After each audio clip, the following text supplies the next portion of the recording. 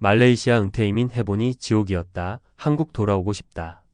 솔직히 말해서 많은 분들이 은퇴 후의 삶을 꿈꾸면서 동남아 어딘가로 가서 편안하게 살면 어떨까?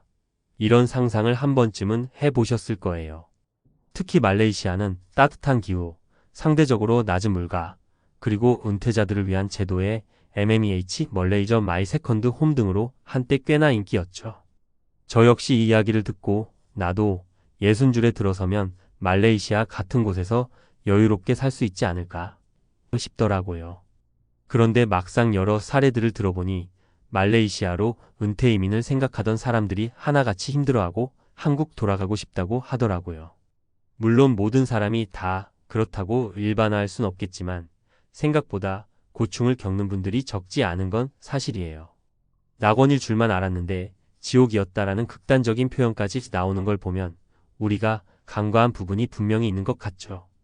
오늘은 저를 비롯해 은퇴 준비 과정에서 말레이시아 이민을 진지하게 고민해본 분들이라면 공감할 만한 이야기를 해볼까 해요. 단순히 물가 싸다, 집값 싸다 같은 광고성 정보가 아니라 실제로 살면서 겪을 수 있는 문제들을 3가지 사례로 풀어보려고 합니다. 혹시라도 현재 말레이시아 은퇴 이민을 생각하고 계시다면 조금 더 현실적인 판단을 하는데 도움이 될 거라 믿어요. 1. 물가 싸다고 해서 왔는데 어떻게 된 게 한국보다 더 써요. 김 씨의 사례. 첫 번째는 65세의 김 씨 이야기예요. 한국에서도 은퇴 후 소일거리로 카페를 운영하시다가 이제 몸도 편히 쉬고 돈도 아끼고 싶어서 말레이시아 이민을 결심했대요. 처음에는 동남아 나라들은 물가가 워낙 싸다더라. 한국에서 한 달에 200만 원 쓰던 걸 100만 원이면 충분히 커버할 수 있다는 말을 자주 들으셨다고 해요. 근데 막상 와보니 그 싼 물가라는 게 꼭 모든 분야에 적용되는 건 아니었다는 거죠. 예를 들어 김 씨가 살던 지역 쿠알라룸푸르 도심 근방은 월세 자체가 생각보다 꽤 비쌌대요. 외국인들에게 유리한 지역은 주거비가 올라가 있는 경우가 많고 또 깨끗하고 안전한 환경에서 살려고 하면 그것도 저렴하지만은 않다고 해요. 거기에 더해 김 씨는 차가 없으면 생활이 힘들다는 걸 몰랐대요. 대중교통이 한국처럼 촘촘하지 않고 택시도 지역에 따라 요금이 들쑥날쑥이라 스트레스를 많이 받았다고 합니다. 그래서 결국 렌트카를 이용하거나 중고차를 구입하려니 생각했던 것보다 많은 돈이 들었죠. 음식도 현지 식당들은 물론 저렴한 편이지만 장기 거주하려면 한국 식품이라든가 좀 더 서양식 마트의 콜드 스토리지, 빌리프레시 등을 이용하게 되는 경우도 많아지는데요. 그때는 물가가 한국보다 오히려 더 나간다고 느낄 만큼 비쌌다는 거예요. 현지인처럼 맨날 로컬 음식만 먹으면 싸게 살 수 있긴 한데 이게 또 몇 달 지나면 질리고 건강 문제도 신경 쓰여요. 결국 내가 원하는 식재료나 퍼밀리어한 음식 사 먹으려니까 돈이 더 드네요. 라고 김 씨가 한탄하더군요. 이런 식으로 생각했던 것보다 훨씬 많은 지출이 발생하면서 퇴직금과 연금으로 턱턱 쓸만하다고 여겼던 김 씨의 예산이 줄줄 새기 시작했어요. 물가가 싸다는 말이 모호할 수 있다는 걸 체감한 거죠. 김 씨 말씀으론 은퇴 이민이라고 해서 다 저비용으로 되는 게 아니다. 그래서 지금은 차라리 한국이 더 낫지 않나 싶어서 슬슬 마음이 흔들린다 하시더라고요. 병원 가기도 겁나고 영어로 설명하는 것도 막막해요. 박 씨의 사례. 두 번째는 70대 초반인 박 씨 얘기입니다. 박 씨는 진작부터 동남아 지역에 관심이 많으셨대요. 그래서 10수년 전부터 태국이나 필리핀, 말레이시아 같은 곳을 가끔 여행 다니면서 은퇴 후 거주지를 물색해 왔던 거죠. 박 씨가 말레이시아를 선택한 가장 큰 이유는 의료 수준이 동남아에서 그나마 괜찮다는 평판이었어요. 태국도 의료 관광으로 유명하지만 박 씨는 말레이시아가 종교, 문화적으로 좀 더 안정적이라고 생각했던 모양이더라고요. 그런데 막상 이민 후 실제로 생활해보니 문제는 병원에 가는 게 생각처럼 만만치 않다는 거였어요. 일단 병원까지 이동할 때 교통 문제가 있어요. 한국처럼 가까운 동네에 아무 병원이나 팝업처럼 있는 게 아니라 괜찮다고 소문난 사립병원까지는 꽤 거리가 될 수 있다는 거죠. 또 말레이시아 병원은 영어를 쓰기는 하지만 박 씨는 영어가 서툴러서 진료 전에 증상을 제대로 설명하기가 어려웠대요. 특히 나이가 들면 통증이나 질환이 한 가지만 있는 게 아니라 복합적이잖아요. 예를 들어 요즘 허리가 좀 아프면서 소변 시에도 약간 통증이 있고 때때로 머리가 띵하니 어지럽다는 식으로 증상을 세세하게 말해야 하는데 이걸 영어로 풀어서 전달하기가 생각보다 쉬운 일이 아니거든요. 통역 서비스를 제공하는 병원도 있지만 그 비용이 만만찮고 예약도 복잡하다고 합니다. 게다가 박 씨는 한 번 심혈관 쪽으로 응급실 신세를 진 적이 있는데 외국인에게는 상급 병원비가 청구되는 경우가 많아서 그 순간 정말 깜짝 놀라셨대요. 여기서 장기 거주한다고 다 현지인 취급이 되는 것도 아니고 보험 문제도 복잡해요. 나도 은퇴하고 온 사람인데 갑자기 큰돈 나가면 정말 난감하죠. 그렇다고 다시 한국으로 날아가서 치료받자니 체력적인 부담도 있고 항공료도 꽤 들고요. 박 씨는 솔직히 병원 때문에라도 차라리 한국에 있어야 마음이 편하겠다라며 후회를 많이 하셨습니다. 3. 딴 세상에 혼자 떨어진 기분 답답해서 돌아오고 싶어요. 이 씨의 사례. 세 번째는 60대 후반 이 씨의 경우예요. 이 씨는 은퇴 후에 전 세계 곳곳을 돌아다니며 살겠다는 낭만이 있었대요. 그러다가 말레이시아의 아름다운 자연환경, 그리고 한인 커뮤니티가 어느 정도 형성돼 있다는 점에 끌려서 이민을 결정했는데 의외의 폭병이 기다리고 있었답니다. 바로 문화적 외로움이었죠. 한인 커뮤니티가 있긴 해도 그 범위가 한정적이고 또 생각보다 자주 만나기가 쉽지 않대요. 대부분 사람들은 각자 사는 지역도 다르고 라이프 스타일도 달라서 약속을 잡기가 생각처럼 편하지 않다는 거예요. 게다가 현지인들과 친해지려면 언어나 문화 차이를 극복해야 하는데 그게 나이가 들수록 쉽지 않잖아요. 처음엔 해외 라이프가 멋있다고 생각했지만 이제 좀 지치네요. 친구 한번 만나려면 차 타고 1시간씩 가야 하고 운전도 버겁고 언어 장벽도 만만치 않습니다. 말레이시아는 다민족, 다언어 국가라 영어가 통하긴 해도 모든 사람이 유창한 건 아니거든요. 가게나 시장에서야 간단한 영어로 대충 의사소통할 수 있지만 정작 마음 터놓을 만한 현지 친구 사귀기는 훨씬 어려운 문제죠. 이 씨는 젊었을 때야 외국 나가서 사는 거 재밌고 공부도 되고 좋았을 텐데 지금은 하나하나가 다 힘에 부쳐요. 집에서 혼자 TV만 보고 틀린 영어로 몇 마디 하는 게 전부라 답답해 미치겠어요 라고 말하더라고요. 그리고 결정적으로 이민 비자나 장기 체류 허가 문제도 자꾸 변동이 생긴다는 게 골치였대요. 말레이시아 정부가 외국인 장기 체류 조건에 MMEH 관련 규정을 수시로 변경하기도 하고 서류 준비나 심사 절차가 까다롭게 바뀌곤 하거든요. 이 씨는 괜히 이러다 나중에 비자 못 받아서 쫓겨나는 거 아닌가, 싹 정리하고 한국으로 돌아가야 하는 건가라는 불안감까지 떨칠 수가 없었다고 해요. 현실적인 조언과 마무리. 위 세 가지 사례만 봐도 말레이시아 은퇴이민이라는 것이 단순히 동남아라서 물가 싸고 기후 좋고 관광도 편해서라는 환상만으로 결정할 만한 문제는 아니라는 걸 알 수 있죠. 분명 말레이시아에는 장점도 많습니다.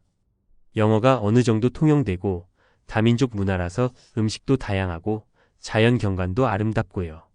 또 어떤 분들은 실제로 말레이시아 생활을 좋아하고 만족하실 수도 있어요. 하지만 은퇴 후 장기 거주를 염두에 둔 상황이라면 재정 계획, 건강 문제, 문화 언어 적응도, 지역 사회 커뮤니티 지원 등 여러 측면에서 꼼꼼하게 따져봐야 해요. 한두 번 여행 가서 반한 느낌만으로는 절대 판단하면 안 되겠더라고요. 그러니 혹시 지금 말레이시아 은퇴 이민을 진지하게 생각 중이시라면 다음을 꼭 권해드리고 싶어요. 직접 한 달 이상 살아보기 여행이랑 장기 체류는 천지 차이입니다.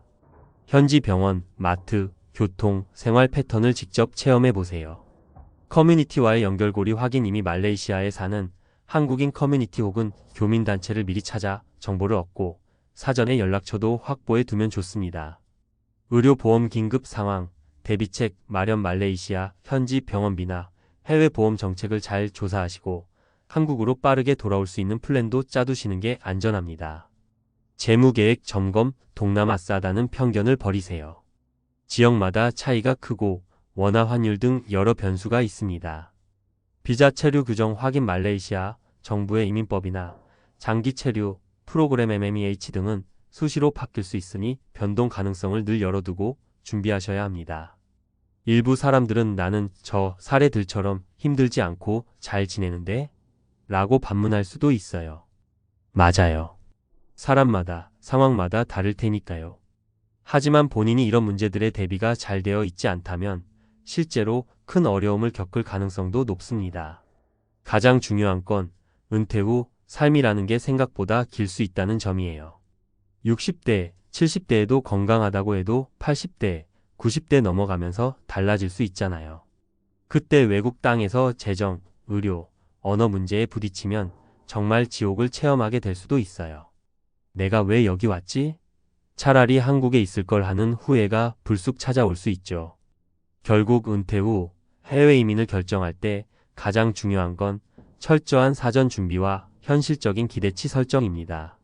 낙원 같은 삶을 꿈꾸며 무작정 떠났다가는 김씨, 박씨, 이씨처럼 그냥 한국 돌아가고 싶다고 한숨 쉬게 될 수 있어요.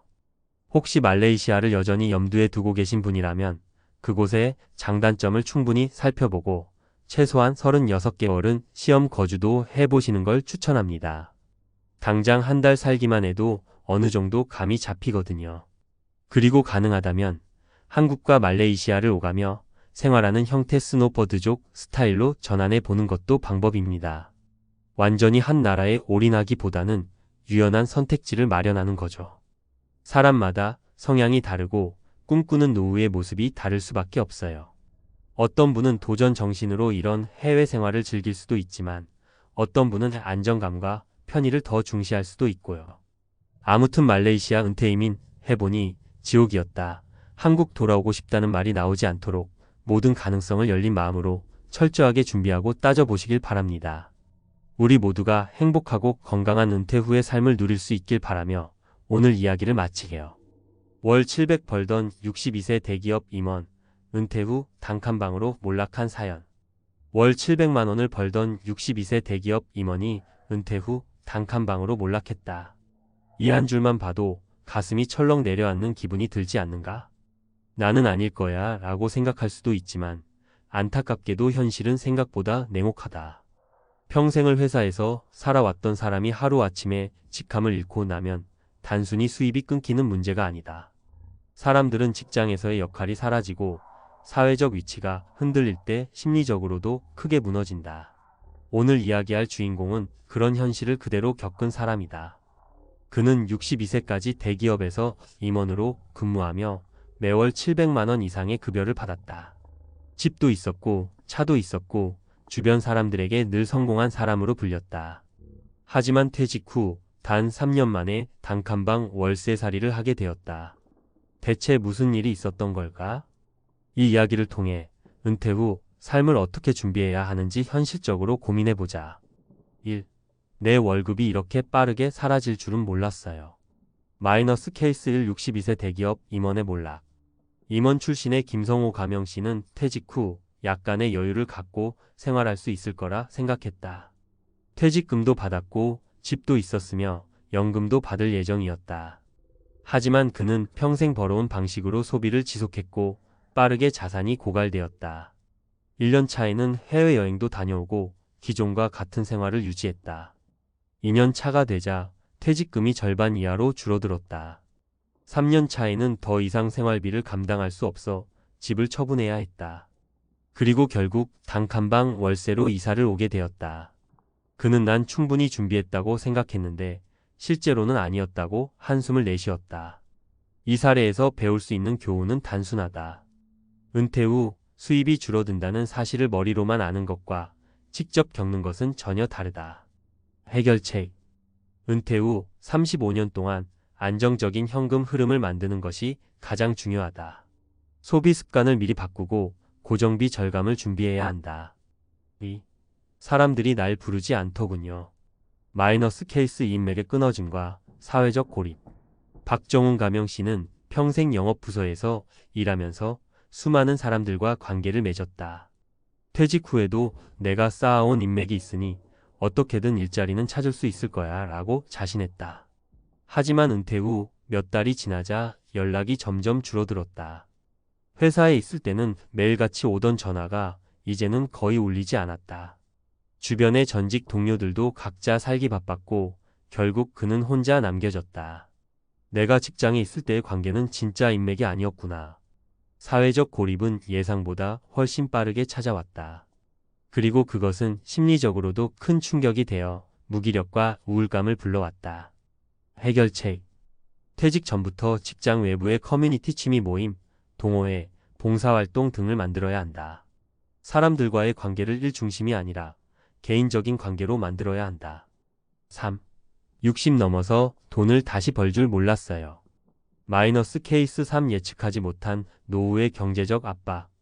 조민호 가명 씨는 은퇴 후에도 꾸준히 경제활동을 해야 한다는 사실을 몰랐다. 그는 30년간 한 회사에서 근무하며 성실히 일했고 퇴직금과 연금으로도 충분할 거라 믿었다. 하지만 그는 예상하지 못한 몇 가지 변수에 휘말렸다. 자녀가 갑자기 경제적으로 어려워져 지원이 필요했다. 의료비가 생각보다 훨씬 많이 들었다. 예상했던 물가보다 더 큰 상승이 있었다. 결국 그는 은퇴 후 1년 만에 다시 일을 찾아 나서야 했다. 하지만 60대에 적합한 일자리를 구하는 것은 쉽지 않았다. 기존의 경력을 살리기엔 나이가 많았고 육체적인 노동을 하기엔 체력이 부족했다. 해결책. 은퇴 후에도 작은 일이라도 꾸준히 할 수 있도록 준비해야 한다. 본인의 기술이나 경험을 활용할 수 있는 새로운 일을 미리 계획해 둬야 한다. 결론. 은퇴 후 몰락하지 않으려면 이 세 가지 사례에서 볼 수 있듯이 은퇴 후의 삶은 돈만이 아니라 관계와 일까지 포함해야 한다. 핵심 정리. 은퇴 후 고정 지출을 줄이고 안정적인 현금 흐름을 만들어라. 직장 인맥에 의존하지 말고 새로운 사회적 관계를 구축하라. 은퇴 후에도 수입을 만들 수 있는 방법을 미리 준비하라. 나는 아닐 거야. 많은 사람들이 이렇게 생각하다가 퇴직 후 현실의 벽에 부딪힌다. 하지만 이제는 알았다. 준비된 사람과 준비되지 않은 사람의 차이가 얼마나 큰지를. 그렇다면 당신은 지금 어떤 준비를 하고 있는가? 은퇴 후 몰락을 막는 현실적인 대책, 과학적 근거와 논리적 분석. 이전까지 살펴본 세 가지 사례에서 우리는 은퇴 후 가장 큰 위험 요소가 무엇인지 알게 되었다. 소득이 갑자기 사라진다. 사회적 관계가 끊어진다. 예상치 못한 지출이 발생한다. 이 문제들은 감정적인 이야기처럼 보이지만 사실 과학적으로 분석해보면 충분히 예측 가능한 위험 요소들이다. 그렇다면 이제는 이 문제를 해결하기 위한 논리적인 대책을 고민해야 한다. 오늘은 은퇴 후 경제적, 심리적, 신체적 건강을 모두 유지하는 실질적인 방법을 논리적으로 풀어보자. 1. 경제적 몰락을 막기 위한 전략, 적정 지출과 현금 흐름 관리. 은퇴 후 경제적으로 흔들리지 않으려면 돈 관리를 단순한 예산 절감이 아니라 과학적인 현금 흐름 관리로 접근해야 한다. 문제. 왜 많은 사람들이 은퇴 후 돈을 금방 잃어버리는가? 1인간의 소비 적응 이론 컨슈머 애덕테이션 시리.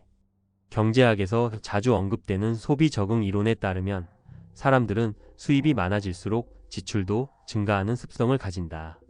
이는 생활 수준의 상승, 라이프 스타일 인플레이션 현상으로 이어지며 돈이 줄어들어도 쉽게 지출 습관을 바꾸지 못한다. 해결책. 퇴직 전부터 소비 패턴을 바꾸는 습관을 길러야 한다. 퇴직 후 강제적 소득 감소를 실험해보며 적응 기간을 가져야 한다. 은퇴 후 고정 지출, 월세, 보험, 차량 유지비 등을 최소화해야 한다. 이 퇴직 후 가장 중요한 안정적인 현금 흐름. 사람들은 보통 퇴직금을 한꺼번에 받으면 이걸로 몇 년은 살 수 있겠지라고 생각한다. 하지만 심리학적으로 돈이 있다고 생각하면 쉽게 소비하는 경향이 강해지며 예상보다 훨씬 빠르게 소진된다. 해결책. 배당금, 연금, 월세 수익 등 매월 고정적인 소득원을 만들어야 한다. 퇴직 전 소액의 수입원을 만들어두고 이것을 퇴직 후 확대하는 전략을 세워야 한다. 자산을 관리할 때 일시금이 아니라 월 단위 현금 흐름으로 계산하는 습관을 가져야 한다. 2. 사회적 관계 단절을 막기 위한 전략, 인간관계 유지와 뇌 건강. 문제. 왜 은퇴 후 사회적 고립이 빠르게 진행되는가? 1. 사회적 연결망 이론소설 네트워크 실익과 은퇴. 사회심리학에서는 인간이 2030년 동안 지속적으로 형성한 사회적 관계는 일 중심의 관계일 가능성이 높다고 본다. 이 관계들은 은퇴 후 급격히 사라지며 이는 우울증과 인지 기능 저하로 이어진다. 해결책.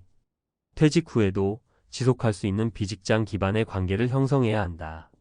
커뮤니티, 자원봉사, 취미활동 등을 통해 사회적 역할을 유지해야 한다. 퇴직 전부터 회사 밖 인간관계를 키우는 습관을 들여야 한다. 이 해마이포 캠퍼스의 역할과 기억력 유지. 퇴직 후 새로운 자극이 줄어들면 뇌의 해마가 위축되어 기억력이 저하될 수 있다.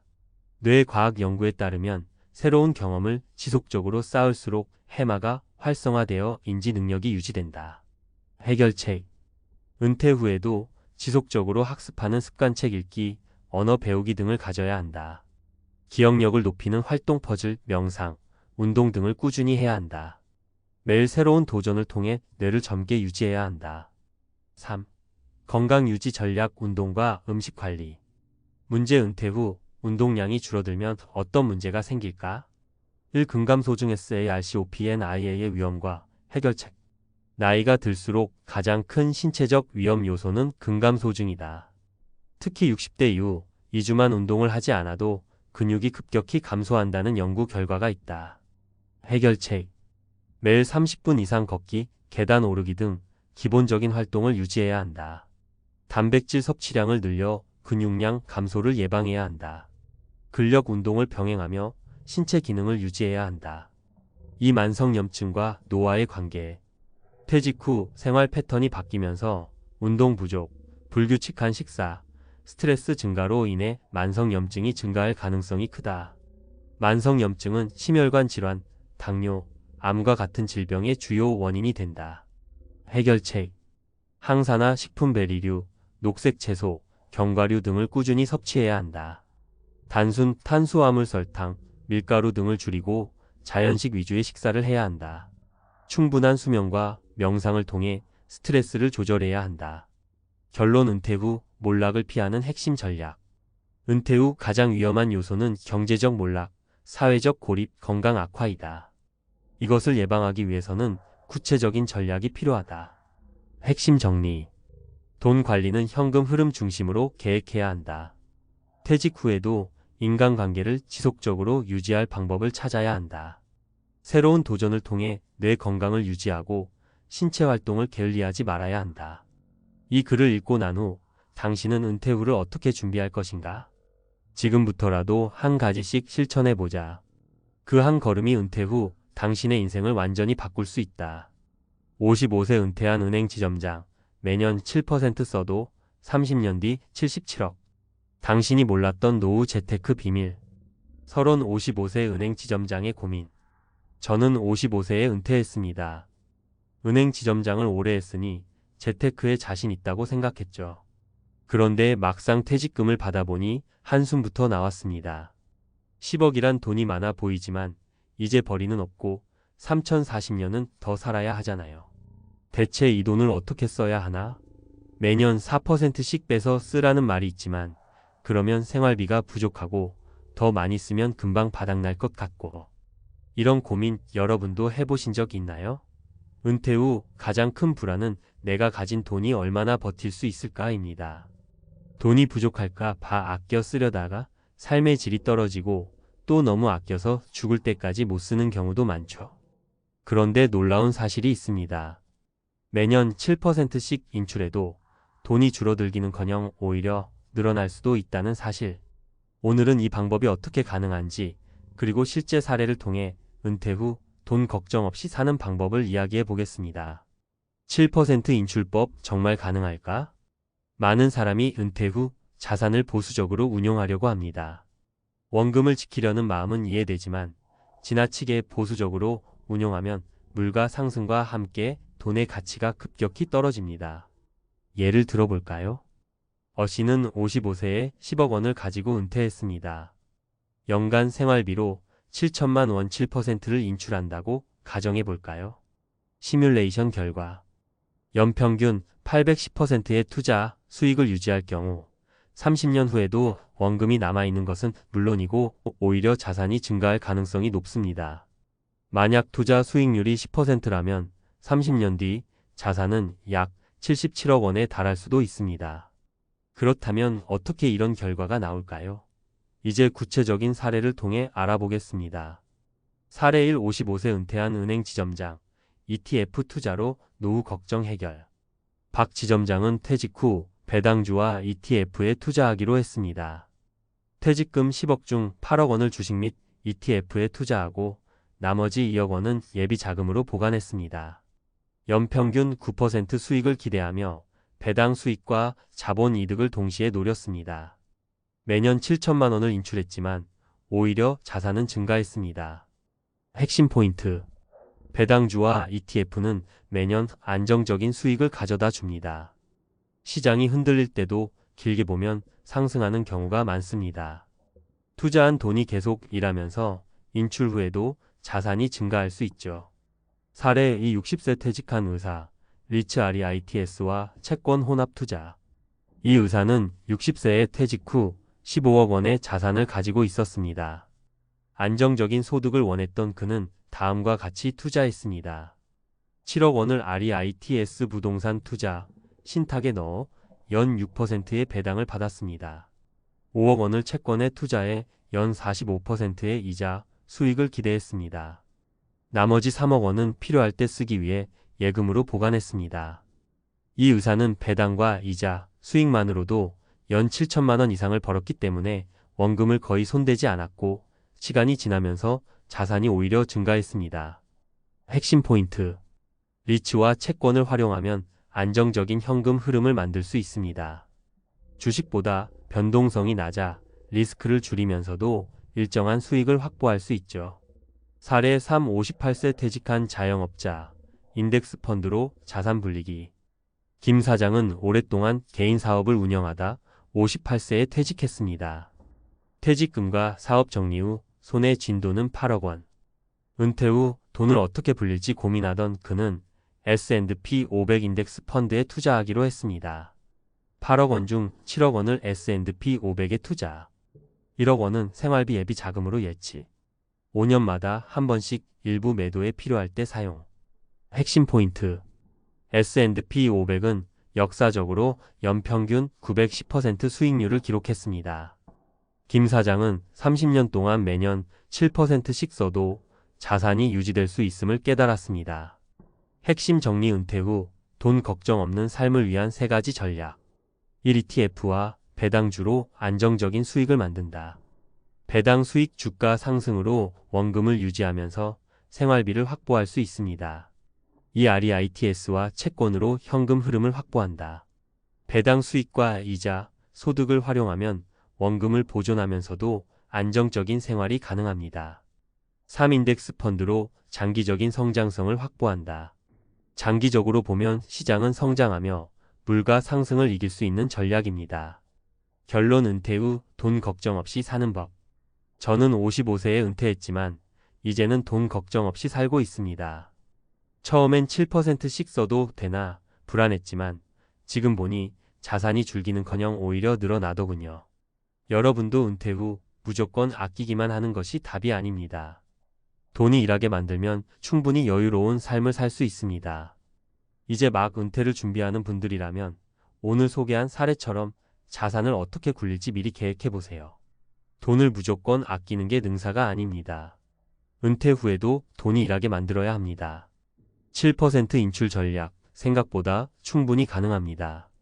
여러분도 은퇴 후 돈 걱정 없이 사는 삶 가능하다는 걸 믿어보세요.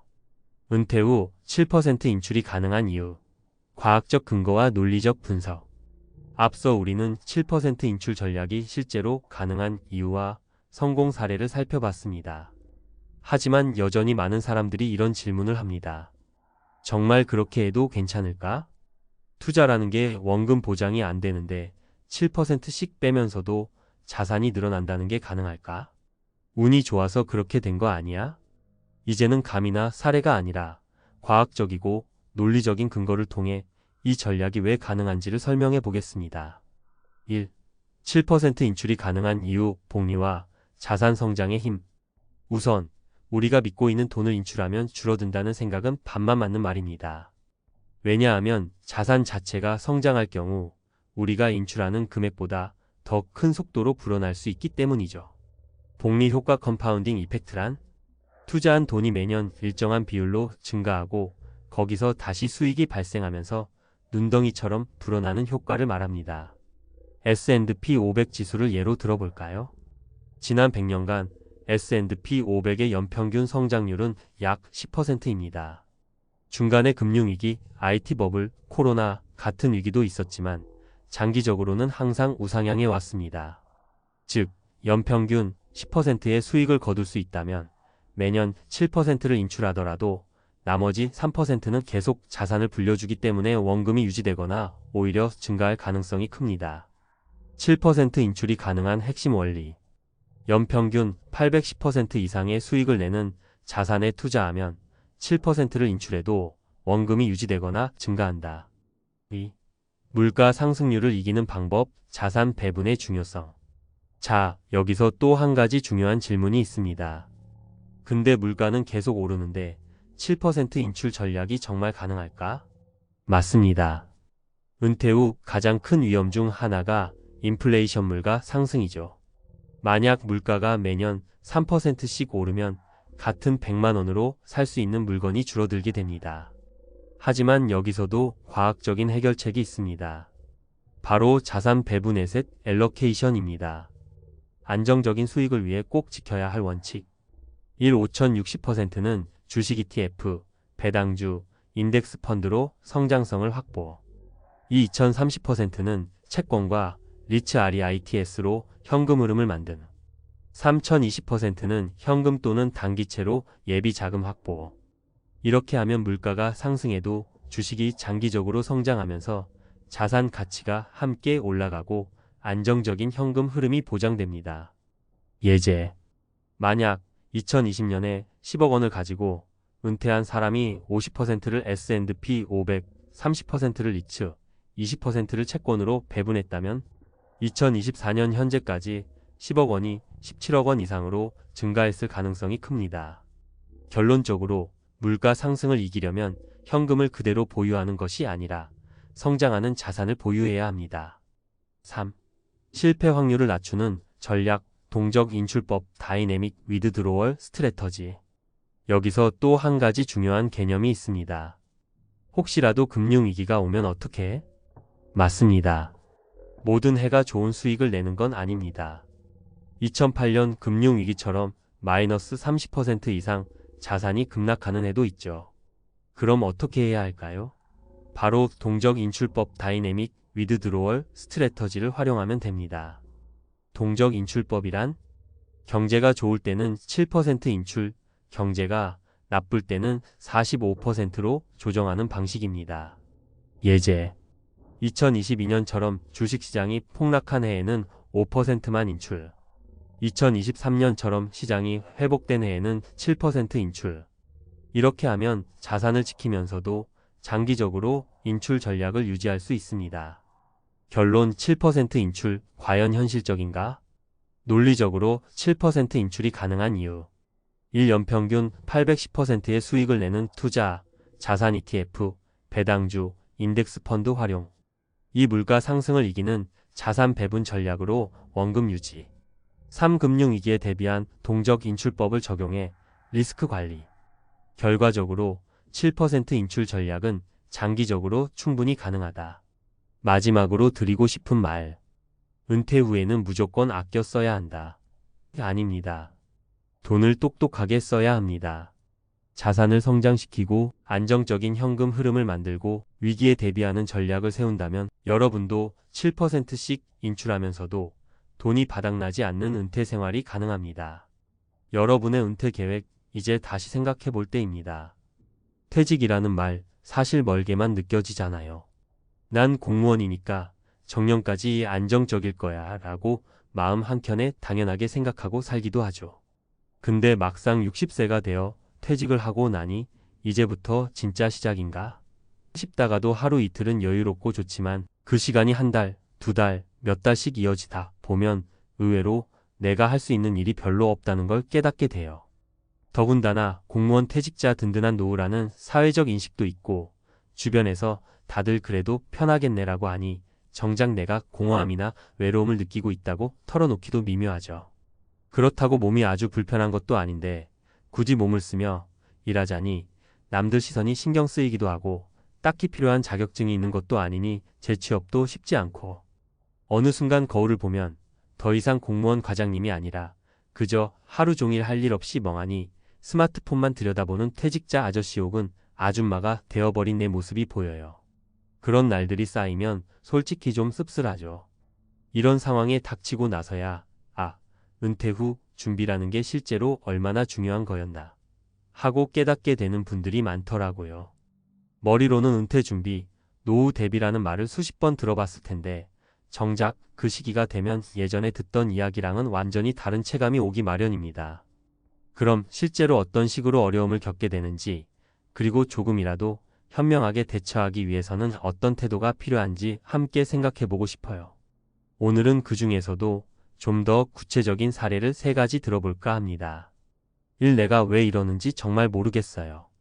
공무원 생활만 30년 가까이 한 분, 성실하고 꼼꼼해서 주변 평도 좋았죠. 퇴직 후에는 오랜 취미생활이나 여행을 하며 살겠다는 꿈도 갖고 있었어요. 근데 막상 나와보니 해외여행 한두 번은 괜찮아도 계속 가기에는 돈도 많이 들고 체력도 쉽게 따라주질 않더래요. 놀랍게도 본인 말에 따르면 평생 공무원이라는 타이틀 덕에 안정과 루틴에 길들여져 있었는데 막상 그 틀에서 벗어나니 일상이 완전히 무너졌다고 해요. 하루를 온전히 자유롭게 쓸 수 있기는커녕 별다른 할 일이 없으니 스마트폰으로 뉴스를 무작정 보거나 TV 앞에 앉아 채널만 돌리다가 하루가 훌쩍 지나갑니다. 처음 한두 달은 이렇게 편해도 되나 싶어 즐겼지만 그게 6개월, 1년 가까이 이어지니 허무감과 우울감에 시달리게 됐죠. 결정적으로 이분이 힘들어했던 건 주변의 기대였어요.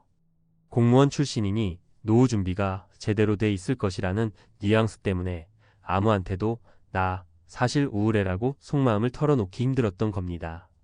이 정도면 풍족하지는 않아도 안정적인데 내가 왜 이러는지 모르겠다라는 자책만 쌓이니 더욱 숨이 막힌 거예요. 이분이 뒤늦게나마 찾은 방법은 아주 사소해 보이지만 하루 일과표 짝이었습니다. 주중 오전에는 근처 도서관이나 동네 문화센터를 다니고 오후에는 식사 후 산책이나 스트레칭을 하는 걸 딱딱 정해 놓은 거예요. 게다가 가끔은 단기 과외 봉사나 재능 기부도 참여하고요.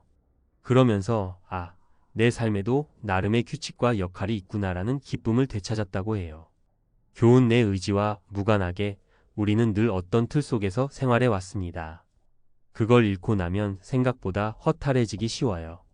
아주 작은 루틴부터 시작해서 하루하루 스스로에게 오늘 할 일과 오늘의 보람을 부여해주는 게 첫걸음이 됩니다. 이 돈 문제만 해결되면 다 잘 될 줄 알았거든요. 다른 분은 경제적인 측면은 꽤 철저히 준비해 두신 편이었어요. 재테크에 관심이 많아서 퇴직금과 예적금을 잘 운영해 목돈을 만들어둔 경우였죠. 그래서 경제적 어려움은 거의 없었어요. 공무원 연금이나 국민연금도 확실했고요. 그런데 문제는 이분도 예전부터 퇴직하면 자식들하고 좀 더 시간을 보내야지라고만 막연히 생각하고 있었던 거예요. 막상 정년퇴직 후에는 자녀들이 이미 다 커서 자기들 일도 바쁘고 휴일에나 겨우 얼굴 보는 수준이 됐습니다. 게다가 손주들 돌봐주는 역할을 하려 해도 며느리나 사위 입장에서 매일같이 시부모님 혹은 장인 어른이 와 계시면 부담스러울 수 있잖아요. 결국 이분은 나름 열심히 산다며 자녀 손주들과 자꾸 시간을 보내려고 노력했는데 자녀 입장에선 아빠, 좀 쉬시지 왜 이렇게 자꾸 오려고 해? 하는 반응이라 뜻대로 되지 않았죠. 그러니까 이분은 애초에 내가 경제적으로 문제없고 자식들과 편히 잘 지내면 된다라는 단순한 상상만 했다가 현실에 부딪힌 셈이에요. 결국 어느 순간부터 가족에게도 내가 귀찮은 존재가 되었나 하는 서운함이 들면서 애써 쌓아 올린 안정감이 한순간에 무너진 겁니다. 돈 걱정이 없는 대신 마음 한구석에 커다란 외로움이 자리 잡게 된 거죠. 이분 이후에 찾은 돌파구는 내 삶의 콘텐츠를 만들자였습니다. 다행히 이분은 공무원 시절 격리나 예산 쪽, 일로 수치, 통계 같은 업무 경험이 많았는데 그 기술을 활용해서 지역 재정 관련 자문봉사를 조금씩 시작한 거예요. 처음엔 주 1회 정도로 활동했는데 그게 입소문이 나서 다른 동네에서도 요청이 들어오고 더불어 사람도 사귀고 모임도 만들어지니 삶이 풍요로워지더라고요. 결과적으로 다시 사회 일원으로서 뭔가를 하고 있다는 자존감을 회복한 게 큽니다. 예전에는 그냥 퇴직자였는데 이제는 사람들이 이분을 선배님, 선생님으로 불러주고 함께 프로젝트를 진행하니까 사는 낙이 생기더라고요. 교훈 은퇴 후 삶에서 돈은 중요한 요소지만 전부가 되진 않습니다. 경제적으로 넉넉해도 함께 어울리며 성취감을 느낄 수 있는 무언가가 없으면 허무감이 엄습하기 마련이죠. 삶 늦었다고 생각했는데 시작하고 보니 길이 열리네요. 세 번째 분은 되게 의외의 길을 찾은 케이스예요.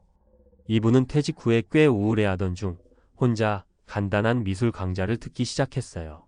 미술 같은 예술은 고상한 사람들만 하는 거 아니냐고 생각했지만 처음에는 단순히 시간이나 때우자 싶어서 시작한 거죠. 근데 어느 날 그림 한 점을 완성해 놓고 보니 마음이 묘하게 뿌듯했던 모양이에요. 평소 접해보지 못했던 분야에서 나도 뭔가를 만들 수 있구나 하고 깨달은 거죠. 흥미가 생기자 열심히 매달렸고 지역 문화센터에서 전시를 같이 열어보자는 제안이 들어왔대요. 그 뒤로 이분은 유화, 수채화를 넘어서 다른 시각 예술 분야까지 관심을 갖게 되었고 지역 카페나 복지관에 자잘한 작품을 걸어놓고 사람들과 소통하고 있어요. 뭐 전문화가도 아니고 그냥 취미 수준인데요. 그래도 제가 하루하루 관찰하고 표현해내는 그 과정이 너무 즐겁습니다. 하시면서 웃더라고요. 이런 일이 가능했던 이유는 다시 한번 배움을 시작했기 때문이라고 봅니다. 인생 후반에도 여전히 배울 것은 많고 그게 나를 움직이는 원동력이 되죠. 교훈 은퇴 후라고 해서 배우는 기쁨이 사라지는 건 절대 아닙니다. 오히려 인생 경험을 바탕으로 더 깊이 있고 풍부하게 즐길 수 있는 면이 있어요. 내가 이런 걸 한다고? 싶었던 것도 막상 시도해보면 생각보다 성취감과 즐거움을 얻을 수 있습니다. 마무리하며 은퇴 준비라는 게 진짜 사람이 직접 닥쳐보기 전까지는 뭐 예적금 좀 있고 공무원 연금까지 있으면 됐지라고만 쉽게 생각하기가 쉬워요. 하지만 현실은 단순히 돈이나 사회적 지위로만 해결되지 않더라고요. 할 일 없이 집에만 있어도 우울해지고 주변 사람들과의 소통이 생각만큼 순조롭지 않을 수도 있습니다. 그렇다면 어떻게 대비해야 할까요? 제일 중요한 건 내가 퇴직 후에도 계속하고 싶은 일 혹은 새롭게 해보고 싶은 일을 미리 고민해보기라고 생각해요. 그것이 꼭 거창한 계획일 필요는 없어요. 작은 취미나 스터디, 봉사 또는 사소한 부업이라도 괜찮습니다. 중요한 건 그걸 하면서 내가 이 사회 속에서 아직도 가치 있는 존재다라는 느낌을 얻게 되느냐 마느냐예요. 그리고 또 하나, 주변 사람들 눈치만 보면서 스스로를 움츠러들게 만들지 않았으면 좋겠어요. 은퇴 후라면 그동안의 고정관념이나 수직적인 관계에서 어느 정도 자유로워질 수 있잖아요. 그럼 그 자유로움을 내 마음대로 써볼 줄도 알아야 해요. 누구에게도 피해를 주지 않는 선에서 오히려 더 마음껏 내가 좋아하는 것을 찾고 내가 의미를 느끼는 활동을 해보면 좋겠습니다. 마지막으로 진짜 힘들 때는 가까운 사람들에게 솔직히 말하는 게 큰 도움이 돼요. 나 요즘 좀 외롭고 허전하다. 이런저런 걸 좀 해보려 하는데 너는 어떻게 생각하니? 하고 속내를 털어놓으면 의외의 아이디어나 정서적 지지를 받을 수도 있습니다. 공무원 출신이라고 해서 자동으로 걱정이 없는 인생은 아니니까요.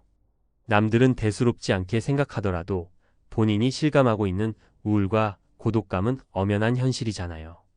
결국 은퇴 후의 삶이란 내가 스스로에게 주어진 시간을 어떻게 활용하느냐에 따라 완전히 달라지는 것 같아요. 아무런 준비 없이 막상 그 시간을 맞닥뜨리면 이제 도대체 뭘 해야 하지? 라는 막막함에 휩싸일 수도 있고 반대로 조금씩 시도해보고 배워나간다면 오히려 그 시간이 새로운 인생 이막으로 이어질 수도 있습니다. 자, 이제부터라도 공무원 신화의 기대는 대신 실질적인 준비를 시작해보는 건 어떨까요? 인생 후반전이 결코 길지 않다고는 하지만 그렇다고 짧지도 않아요. 그 시간을 미칠 것 같은 지루함과 허탈함이 아니라 설레고 즐거운 기회로 바꿀 수 있도록 작은 한 걸음씩 내딛어 보시길 바랍니다.